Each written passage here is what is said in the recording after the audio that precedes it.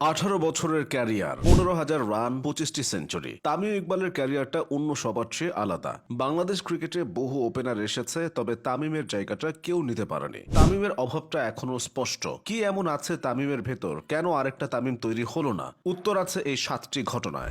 1, 2007 বিশ্বকাপে ভারতের বিপক্ষে 51 রান। সেদিন জহির খানের বলে ডাউন দ্য উইকেটে এসে একের পর এক বাউন্ডারি হাঁকাচ্ছিলেন 18 বছরের তরুণ তামিম ইকবাল। উপায় না দেখে জহির খান লেংথ কমিয়ে এনেছিলেন। সবাইকে অবাক করে দিয়ে লঙ্ঘনের উপর দিয়ে এমন এক ছক্কা হাঁকালেন যে বলটা গিয়ে পড়ল গ্যালারির দ্বিতীয় তলার কার্নিশে। তামিমের ওই ইনিংসে সেদিন ভারতকে হারিয়ে বিশ্বকাপে প্রথমবারের মতো দ্বিতীয় পর্বে যাওয়ার পথটা পরিষ্কার হয়েছিল বাংলাদেশের। তামিম জানিয়ে দিয়েছিলেন তিনি লম্বা রেসের ঘোড়া হতে এসেছেন। 2, জিম্বাবুয়ের বিপক্ষে 154 রান। বেচারা চার্লস কভেন্ট্রি সাইদ আনোয়ারের 194 রানের তৎকালীন সর্বোচ্চ রানের রেকর্ড ছুঁয়েছিলেন। সেদিন হয়েছিলেন ম্যাচ সেরা, অথচ তাকে সেদিন থাকতে হয়েছিল পরাজিত দলেই, কারণ তামিম ইকবাল। সেদিন বুলাওয়েতে বাংলাদেশের লক্ষ্য ছিল 313 রান। তখন পর্যন্ত 300 বা এর বেশি রান তাড়া করে জেতেনি বাংলাদেশ। তামিম সেখানে দাঁড়িয়ে করলেন 138 বলে 154 রান। তার আগে বাংলাদেশের কোনো ব্যাটসম্যানের 150 রানের ইনিংসই ছিল না ওয়ানডেতে। 3, ইংল্যান্ডের বিপক্ষে লর্ডসের স্মরণীয় সেঞ্চুরি, 94 বলের সেঞ্চুরি, যে ইনিংসটি ছিল বিনোদনের ঠাসা। উদযাপনের শেষটা তামিম করেছিলেন হাত দিয়ে কল্পিত বোর্ড এঁকে, এরপর জার্সির পেছনে নিজের কল্পিত নাম দেখিয়ে।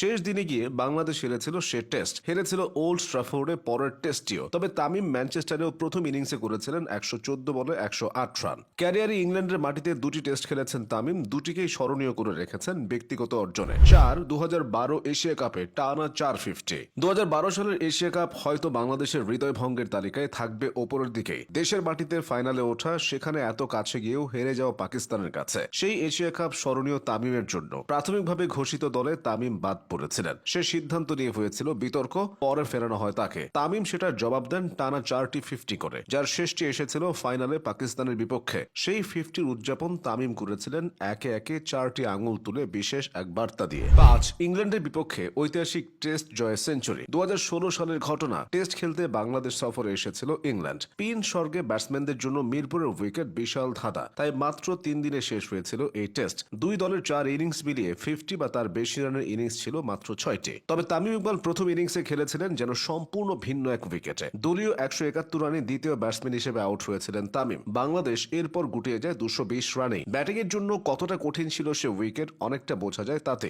শেষ পর্যন্ত 12 উইকেট নিয়ে ম্যাচ সেরা হয়েছিলেন মেহেদী হাসান মিরাজ। তবে তামিমের প্রথম ইনিংসের সেঞ্চুরি আসলে গড়ে দিয়েছিল ইংল্যান্ডের বিপক্ষে স্মরণীয় জয়ের ভিতটা।